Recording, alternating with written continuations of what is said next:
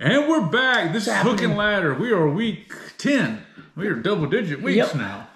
But some things have changed. Some things have gotten worse since last week. So we'll see how it goes. Already got one firing on the day. Yeah, that's at a certain point last week. I thought we were going to have a lot of upsets, and they ended up not happening. Mm-hmm. There was a few upsets. Yeah. Some pretty significant ones yesterday.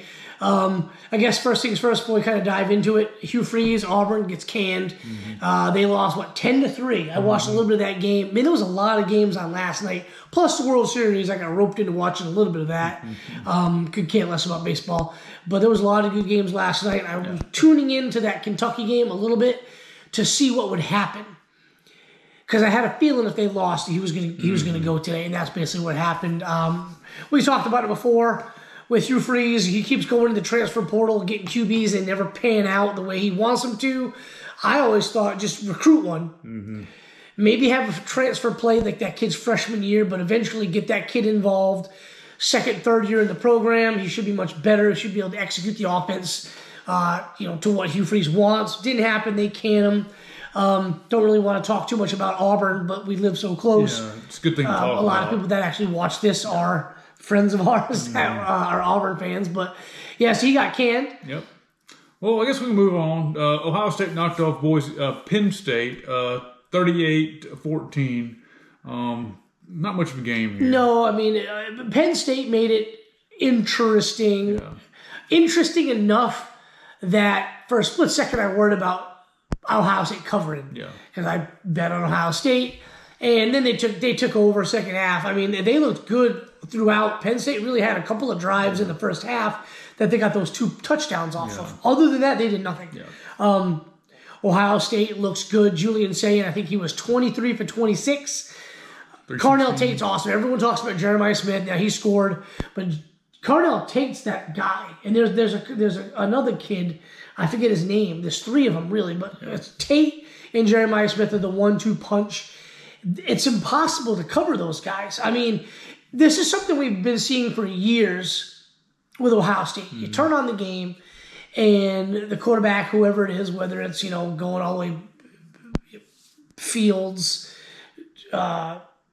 Stroud, Sayin, going all the way back 10 years ago.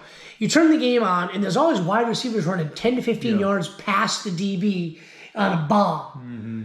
But when they start playing better teams, you don't see that happen as much. Last year you did. Yeah. Because Jeremiah Smith is just different. Yeah.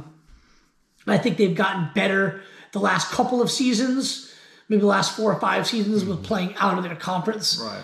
Minus the loss to Missouri, but that was just a weird year anyway. Mm-hmm. But give them credit. I mean, they're good. They're the number 1 team in the country for a reason. And I wouldn't really see any reason why to change that. Although Indiana plays Maryland, just crushes them 55-10. They're really good. Yeah, and somebody was saying today that Indiana is the most dominant team in the country when you look at point differential. That's fine. I want to see them play Ohio State. Yeah. We know what their schedule is. They played Oregon, and they beat Oregon soundly. Yeah. I want to see them play Ohio State. I want to see them play an elite team. As good as Oregon is, and I think Oregon's probably going to end up being in the playoffs, I don't think they're elite. Yeah. So I want to see what they do against Ohio State, and really, sadly, the schedule they have, not their fault. Mm-hmm. You play the schedule you're given. That's right. But it's not good. No, it's not. And, they have a date with destiny. I cannot believe the shit I'm seeing on Facebook. And that's probably my first mistake, right? Facebook. Yeah. People comparing what Alabama did at that 4-game span where they had to play 4 ranked teams in a row, and they won all of them. Yeah. Comparing that to what Indiana's doing, and Indiana's playing a bunch of teams that are 3 and 5. No.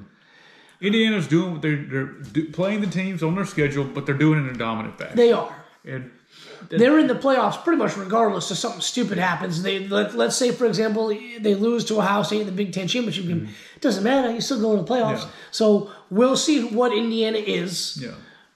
Come December and January, and don't forget they got to host SMU last year. We'll talk about SMU in a minute. They got to host SMU last year at home in the snow, and SMU just wasn't ready. Yeah. Wasn't ready for the big time. That's right.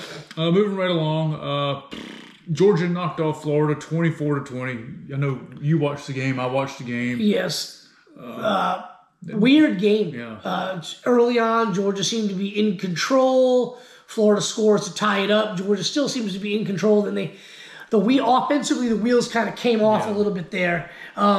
Second half, Florida ends up taking the lead. Georgia, stops them on a 4th and 1, which I thought you kick the field goal and you have to make Georgia score a touchdown to beat you. Instead, they went for it on 4th down, and Georgia only needed a field goal to tie. And Georgia gets the football, marches down the field, scores a touchdown, basically wins the game. I thought both teams played well enough to win. Yeah. I wouldn't say either team played well overall. Gunnar Stockton played very well.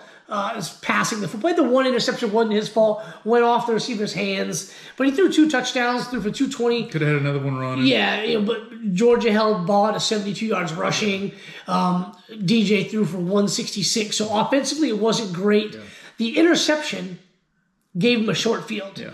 And then they had a punt. Georgia punted from inside their 15, and it was a shank. So Florida got the football. Mm-hmm. Florida really only had one drive. It was that last touchdown drive. It was early in the 4th quarter. I think it was maybe end of the 3rd, rather. But they had that one long touchdown drive. And that was pretty much it. Yeah. Georgia's defense played well. There was some breakdowns early in the game, passing. But other than that, I thought they played well. There was some controversial calls, too. Mm-hmm. Everyone's going to point to the pass. I mean, they hit the ground. It did one. I mean, yeah, he had his hands there, but that one angle for it was behind him. You could see it hit, and all the grass kind of come up. Certain fans are calling it a catch, and then basically everybody in all the highlight shows I saw today, they're like, "Oh, it's incomplete." But survive and advance. I mean, Florida's unranked, but let's not kid ourselves. They're unranked because they play a ridiculous schedule. They lost a bunch of games because their offense is dog shit. Yeah. Their defense is legitimately good. It's good. There were a couple plays I was watching yesterday, and there was nobody open. No, I mean they're a big, fast, athletic defense. Florida has. Yeah. If they actually could move the ball. And I also don't think Mike Bobo called his best game either. Didn't really help Georgia out any, but they found a way to get it done. Doing just enough to win the game. That's all that really matters. Mm-hmm. Ole Miss knocked off South Carolina 30-14. A game that basically Ole Miss has to win. They did it. South Carolina coming off the heartbreaking loss at home to Alabama last week.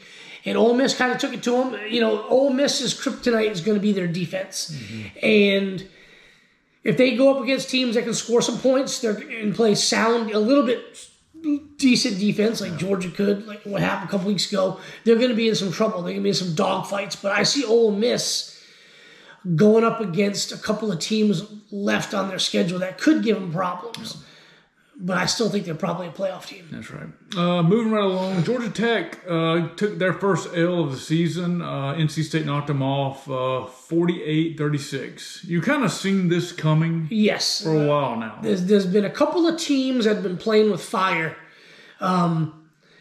Winning games they shouldn't be winning. Mm-hmm. And I'm not talking about just being down one score and tying it late, or being down, in the Georgia-Florida game, being down a field goal. I'm talking about being down a good bit and coming back. And Georgia Tech's been in that position a few times. And I watched this game.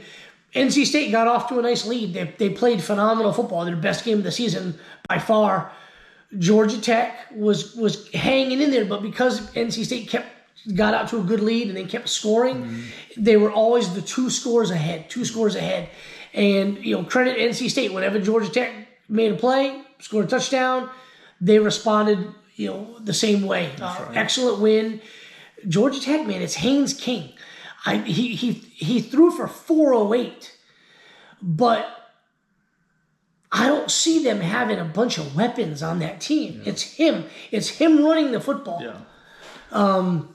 Sooner or later, that's going to rear its ugly head. Yeah, if you come up with a team that can stop that run, you're going to force them to throw it, and they could be in trouble. Yeah. Georgia Tech's defense is better than they showed in this game, but I don't know. You kind of can see this one coming a little bit. I still think Georgia Tech's in great position to make the playoffs. Absolutely.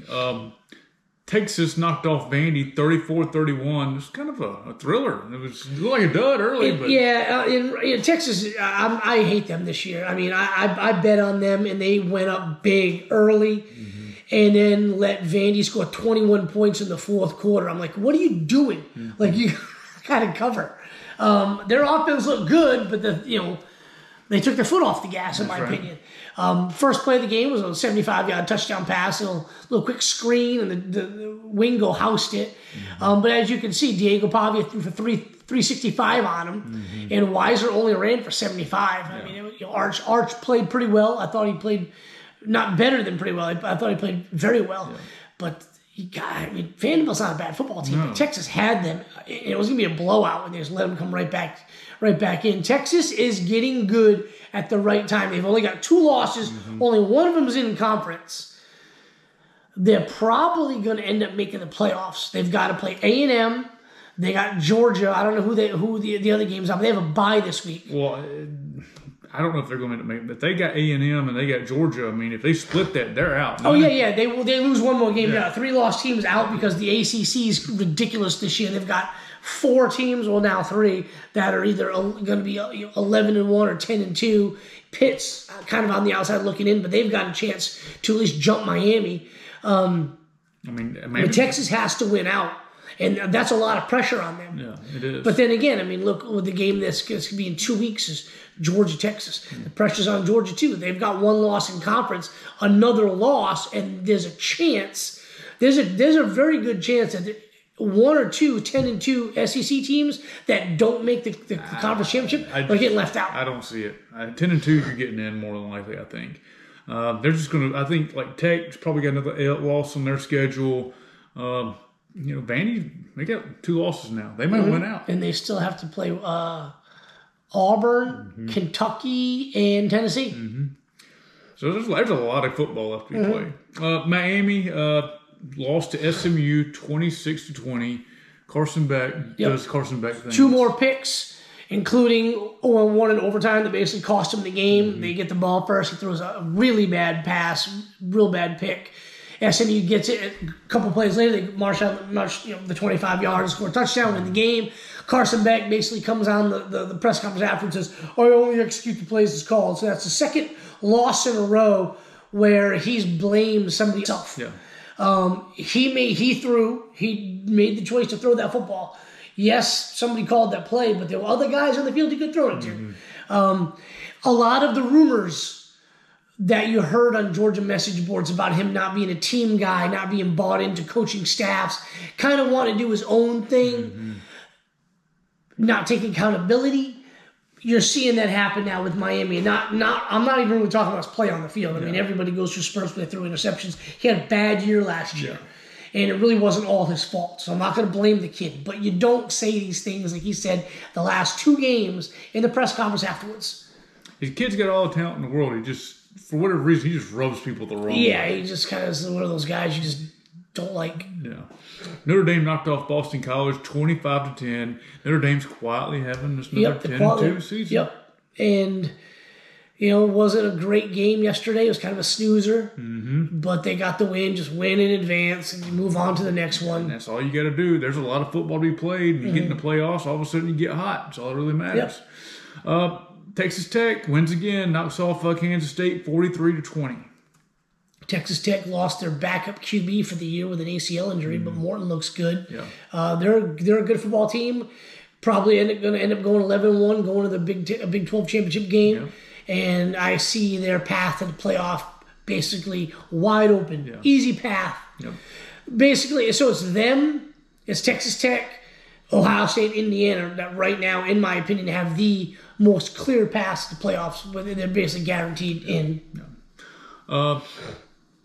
Oklahoma knocked off Tennessee 33-27. Did you see the introductions for the game where they had they turned it black and the tee was green and that was one thing? I did see the tee. I didn't have the volume on. Oh, it was amazing. It was like that. That's what you want to see. They need to do that in Athens. They need to do it everywhere. Night game. I mean, Tennessee does it right. When they do the different uniforms. Fans love it. The players love it. I don't know why more teams don't do that. They did the black unis. They've also got a really cool, like the gray one they've done before a handful of times. Those black uniforms look good. Yeah. Speaking of black uniforms, we'll talk a little bit more about black uniforms in a minute. But, this was an elimination game. Both teams had 2 losses. you basically can say a third loss and you're done. Good game. Tennessee, I mean... They just snake bit. They are, and I thought about this last night. I was watching the game. Are Tennessee, with Josh Heupel, are they right with Georgia? 10-2, 9-3. You're a good team. You're in the top 10, top 12 ranking every year. A handful of times you're going to be in the top 3 to 6 rankings. You have a good season. They've beaten their big rival, which is Alabama. They haven't beat Georgia yet, but they've beaten Alabama and they've beaten Florida. They've made the playoff last year. They just cannot seem to really put an elite squad out there. They're much bigger and more physical this year than they've been before. Yeah.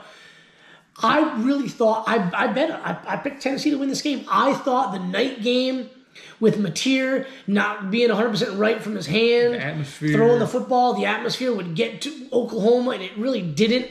The fumble, scoop and score really hurt Tennessee.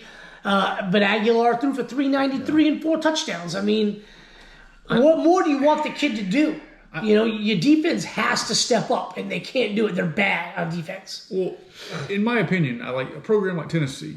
Like, say he got there 5 years earlier, and none of the NIL stuff was available. Would he still be the head coach there, or would he have had more success kind of like a Georgia, like a Alabama? Since the rules have changed, he's gotten there. It seems like the playing field has got evened out a lot. Yes. And now, say 2 or 3 years from now, they're 9-3, 10-2. Maybe in the next 2 or 3 years, they make playoffs one time. You going to can him? You going to get rid of him? That's ridiculous. I'm of the school where like Auburn fires Hugh Freeze today. I thought that was a bad move. I did think he had to have been fired, but you got Florida, Penn State, and LSU open, and they're not going to be the only ones open. Auburn's on that list. They're 4th. Right. There's going to be other schools that fire their coach. I think they're going to be better jobs than Auburn. If they fire Norvell at Florida State, which they won big yesterday. They beat the hell out of Wake Forest, like 45-7. But if they fire Norvell, Florida State's a better job than Miami. Than Auburn is. If right now, if Lane Kiffin leaves Ole Miss, the way Ole Miss is right now, they're a better job than Auburn. It's the way Auburn is, dude. They're toxic. It's going to take the right guy, and it's going to take them a while. Some people on Twitter today were like, "Oh, they can win fast." They got an NIL war chest, but basically, you're going to be starting from scratch because everybody's leaving. Everyone's going to leave. Your top players are going to bail and go to a better school. Mm-hmm. The Cam Coleman, the other guy that they got last year, the five. No, he's a transfer. The other guy, they had 2 guys that were freshmen last year, sophomores this year, 5-star wideouts. Mm-hmm. Those dudes are going to be juniors next year. That's the money year, NFL money. Yeah, they want to stay and be like, who's going to be the quarterback? Mm-hmm. Am I going to have this other transfer cat? Both those guys, both of the QBs have more eligibility left. Like, what are they going to do? They're going to bail. Yeah. I think that's ridiculous. So no, I think Heupel probably you don't can Heupel for going 10-2, 9-3 year in and year out. Yeah. Well, if the playoffs are what next year? They move into 16 teams. I guess. So 9-3 probably going to get you in. Yeah. We'll see what happens. Like, I just seem like he's doing well in Tennessee. The playing field is so even right now. There's not that much separating these programs anymore. And we'll see how everything shakes out. Virginia knocked off California 31-21. See any of this game? I didn't see this game, but I'm glad Virginia won. They're still in the hunt. Yep.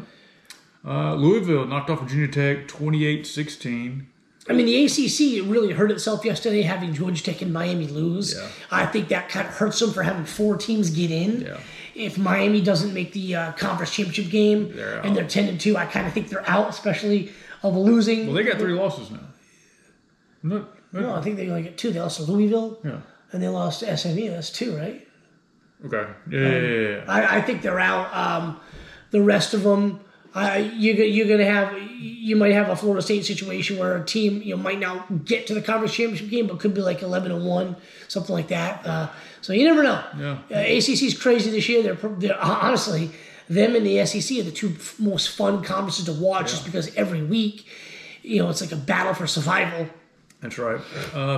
Utah knocked off Cincinnati 45-14. Yeah, Cincinnati, number 17 ranked team in the country, but Utah is one of those teams. They're just physical and fundamentally sound at football, and they don't get enough credit for just being a tough team to play, a tough team to beat. They might not do anything special. They're the 24th ranked team in the country. They've got a handful of losses already, but they can still bite you in the ass. And that's basically what they did. It was a home game, so I'm sure Cincinnati loved going out there. It was freezing freaking cold. Michigan knocked off Purdue 21-16. Michigan's steady win? Steady. Underwood doesn't look good throwing the football. It was a tougher game than I anticipated it being for Michigan. I think Justice Haynes went out with an injury. I might be wrong, but Michigan just, they're to me this is a rebuilding year for them. Justice Haynes, I think, is going to end up probably coming back, have one more year. You never know. Maybe he might bail, but Underwood's only a freshman, and they paid him $10 million. And he's only going to get better. I don't think Sherwin Moore's that great of a coach, really, but, they're a young team. They're just going to get better. We'll see what happens. West Virginia knocked off Houston 45-35. West Virginia's first conference win. Good for them. Good for them.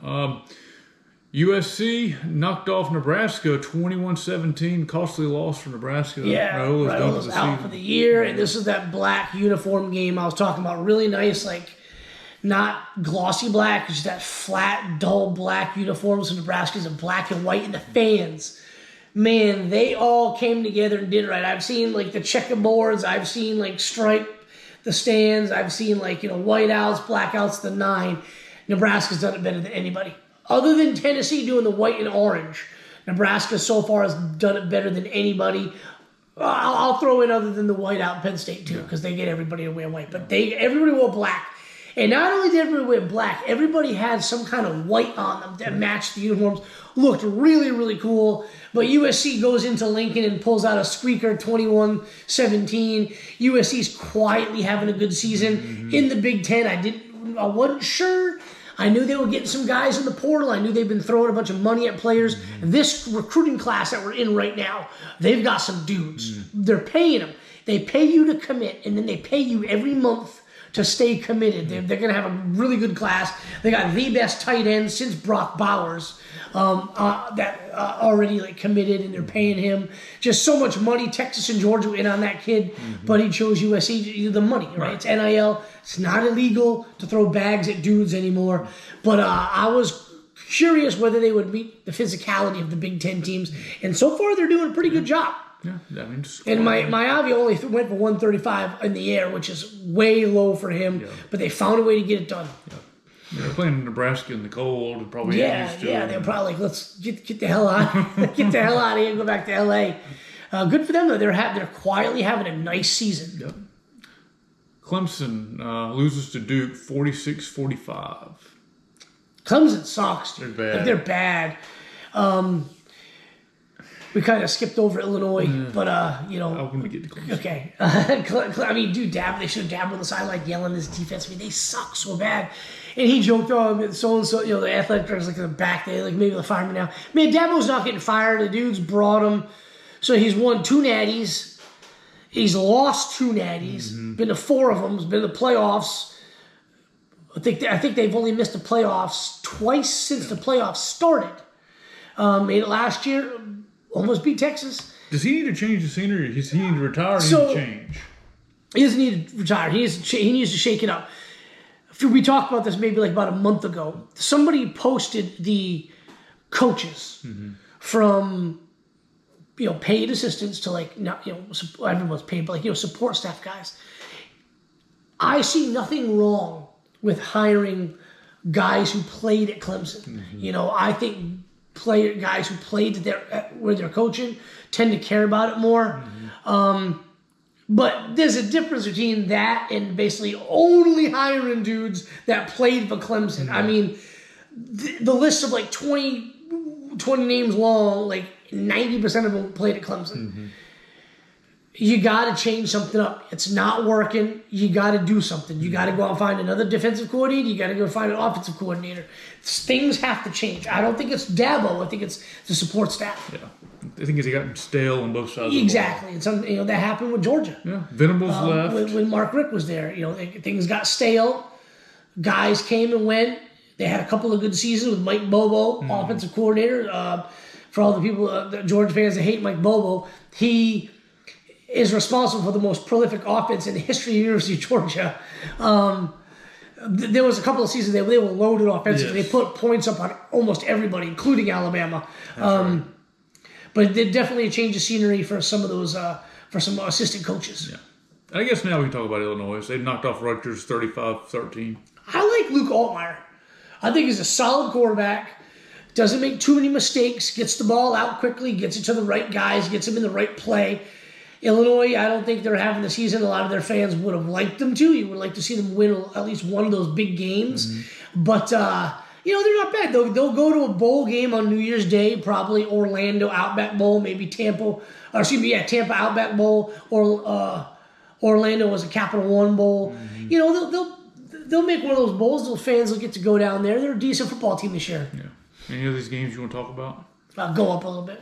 We talked about Wake Forest, got their shit kicked out of by Florida State. 42-7. Mississippi State in a barn burner against Arkansas. Mississippi State's first SEC win in a while. Yeah. What was it, 2 years now? Or was it since last year? I don't remember. Arkansas, I feel so bad for Arkansas. They're in all these freaking games, dude. They're in them. I mean, they had this game won. Mississippi State marches down the field and scores with under a minute left or something like that. Anthony Evans, who played last year at Georgia, had done squat, goes to Mississippi State, went over 100 yesterday, 2 touchdowns. He's one of the best wide receivers in the SEC. Yeah. Change of scenery does people good. Just because you're lighting it up somewhere doesn't mean the coaches at your previous team were not smart but not playing you. Mm-hmm. There's some people, again, Facebook, they think that, this guy's playing awesome for Penn State, and he didn't do anything for Ohio State. It's look the difference in the rosters, But yeah, Mississippi State looking good. I mean, they're tough out, man. They're in a lot of games.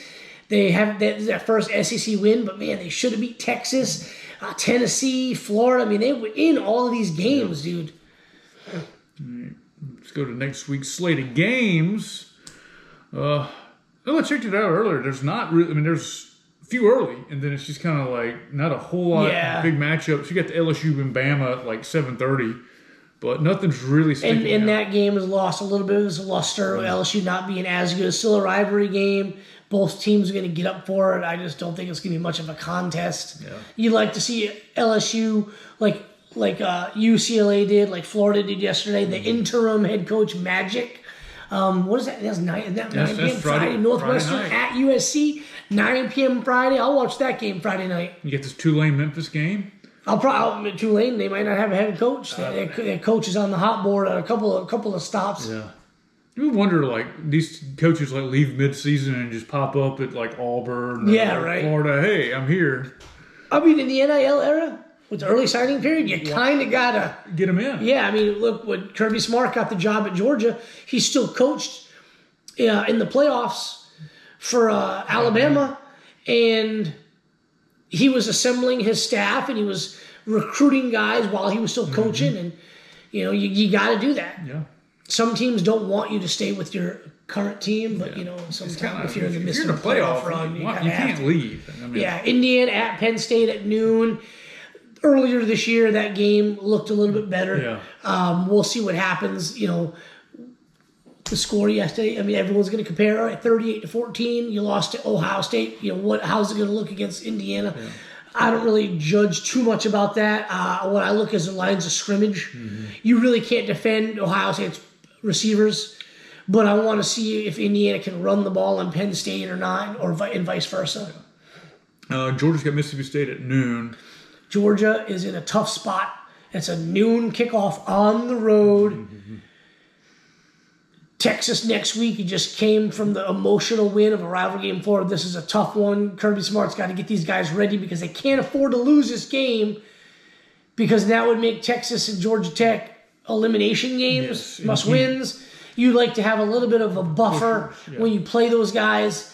I still think Georgia's dropping one more game. I don't think they can continue to play like they've been. They didn't do it yesterday. They didn't let Florida jump out to an early lead. They had a fast start offensively, scored a touchdown on the first possession of the game. They stopped Florida on their first possession of the game. But I still think Georgia's They need to play up a dominant performance. Yeah, they've got to put things together or they're going to drop one. Yeah. BYU Texas Tech was the game I was seeing earlier that was like on the radar there. That's a big one. Undefeated. BYU's still undefeated, right? I believe so. BYU against Texas. Yeah, that's a tough game. I still pick Texas Tech to win. Yeah. Thanks to NIL and the portal, they've got the more talented roster. And we'll see what happens. SMU got Boston College at Boston College. SMU coming off the big overtime win yesterday against Miami should be rolling against Boston College. You get a game, you get a ticket for $7. Of course, because it's in Boston. Yeah. They all think they're all right now. They're talking about the Patriots and Celtics. Mm-hmm. Colorado's got West Virginia. It's on TNT, HBO Max. Huh? I didn't know they were doing games on that fucking channel. Let's see. You got Ohio State at Purdue, 1 p.m. You get the Citadel at Ole Miss. I guess Citadel, Ole Miss rather gets a little bit of a break. Yeah, get a little breather. What else we got going on here? Ooh, A&M at Missouri. Missouri's quarterback's out. I guess the year. Yeah. That would be a tough game for Missouri. As Matt Zollers is a highly ranked QB. He's a true freshman. Mm-hmm. They had the bye week this week, so they'll get him ready. I just don't think that's going to matter. I think A&M goes in there and takes care of business. A&M's dominant. I'm going to, Ohio State's the best football team in the country. I think A&M's the second best. I'm more impressed with them than I am with Indiana, but they're playing pretty well. Yeah, I mean that's. They've beat better teams in Indiana. Yeah. Going to Notre Dame, beating them, beating LSU like they did. They got to play Texas. But this is a ranked opponent on the road. They win this game. Everything's in front of them. Mm-hmm. Oregon, Iowa. That'd be a sneaky good game. 3:30. Yep. Syracuse at Miami could be a sneaky good game. Syracuse isn't that good this year, but can they get right? They might be able to knock off somebody at some point. Yeah, Vandy, Auburn. So what else you got? Oh, wow, gosh. Auburn's at Vanderbilt. Yeah. Poor Auburn. I mean, Auburn's defense is good, but without Freeze, are they completely checked out? You never know. Yeah, they might be looking for the exit. DJ Durkin's the interim head coach. I got a feeling that defense is going to play for him. Yeah. What else we got? We got Florida State at Clemson. A battle of the unranked, but this is a huge rivalry, regardless of what their rankings are. And you would think, like, when this season started, both these programs were probably in pretty good shape, and everybody was thinking, wow, there's going to be a great game. Yep, it could have been a top 10 matchup. Instead, they're both unranked, but I want to go with, I was about to say I'm going to go Florida State. I'm going to go with Florida State on this one. I think their offense is just going to be a little bit more capable than Clemson's. I'll be watching this game. Man, this night slate's great. You got LSU at Alabama, 7:30. Florida at Kentucky. I mean, look, that's not a great game. That's still a rivalry. Nebraska at UCLA. I'm interested to watch that Florida-Kentucky game. I'm going to pick Florida to win. But does Kentucky fire Stoops? They won last night against Auburn. Yeah. 10-3. They get their first conference win of the year. They've been in some games they should have beat Texas. They've been in a few other games. Do they fire him? Are they dumb enough to fire him this year with all the coaching carousel? I think you're better off just staying pat. I do too, because you're not going to be able to go out and get anybody. You'd either have to go get a coach at like FCS school, or you're going to have to go out and get a coordinator. Yep. But you got Stoops. It's just tell them to fire somebody off, whatever side of the football is worse for them. Fire somebody off the side and go get in the portal and pull somebody out. Yep, they got the quarterback they're playing with. I think is a freshman, and he's not bad. He's playing well. Maybe they paid for a guy. They paid for one of their wide receivers, a guy named Key. No, shoot, my bad. He left there. My bad. They didn't pay the kid and he bailed. My bad. They go out and pay for somebody. You got all that basketball money. You just pay for somebody to play football for you. Yeah, I mean, somebody's liable to leave. I think they'd just be stupid. I've been looking at them all year, wondering. There's a gazillion openings right now. I think they'd be stupid to do it. Yeah. Just stay in pat. At least give him one more year, and then if you want to do something next year, all these questionable programs, Florida, Auburn, Penn State. Okay, next year you think all these other programs are going to be firing their coach? I don't see that. No, I mean every year there's going to be firings, but this year it's just been stupid, and I still think there's more to come. Yeah. I really do. I think Norvell's gone. He can't lose another game. I don't know about Kiffin. I have a slight suspicion he stays at Ole Miss. I think he stays. 5 years ago, I would have said Kiffin's gone. Yep. He's going to Florida. He's going to LSU. I know he wants LSU more than Florida. Yeah. I know that's kind of been reported already. I should say I know. I mean, I suspect LSU is more attractive to him than Florida is. Looks like the hot board for Auburn is the kind of, the group of 5, lesser conferences type guys and some coordinators. Summerall. Which is a the good guy from South Florida. Promoting DJ Durkin, in my opinion, wouldn't be that bad. I think he's been a head coach before, right? It's a stable situation. He's an excellent defensive coordinator. He'd be able to keep a lot of those defensive players on the roster. Mm-hmm. You don't want your new coach to be completely devoid of talent. Yeah. Kind of like Dan Mullen left Florida for Napier. Yeah. I mean, it took Napier built a pretty good team. They got some good guys. Looking at the list of guys who weren't playing yesterday for Florida as well, a bunch of 4- and 5-star guys on that list. So he recruited pretty well, and he got some guys out the portal. DJ Lagway was a 5-star. Dallas Wilson's a 5-star. LJ McCray is a high 4-star, and he was out. So you don't want to leave the cupboard bare for the next guy. Is it more of just the issue as, man, the schedules have really just gotten so much tougher that it's just hard. Certain conferences, not all conferences are created equal. No, but I mean, it's gotten even worse. Mm-hmm. 4 or 5 years ago, it was, you'd play 3 or 4 games, pretty much everybody, but like Florida's, they're playing a much better Tennessee team. They're playing Georgia every year. Mm-hmm. Playing LSU every year. Texas comes into the league and they get Texas the first 2 years. Texas is in the league. Yeah. Other teams did too. Georgia beat them twice last year. Yeah. So they're not the only ones that have a tough road to hoe. They play A&M. That's what got them. I think they just that extra game that they had to play A&M was kicking the balls for them. And then Miami got better. Yep. A couple years ago when they announced that schedule, they were going to have Miami this year. Who would have thought Miami would be the team they are? Up until 3 weeks ago, they were one of the best teams in the country. Yeah, I still think Florida's probably going to end up beating, if the guys aren't checked out completely, that defense is good enough, they'll probably beat Florida State, which is a huge rivalry game. Yeah. So that concludes this week's slate of games. We'll do it again next week. See it.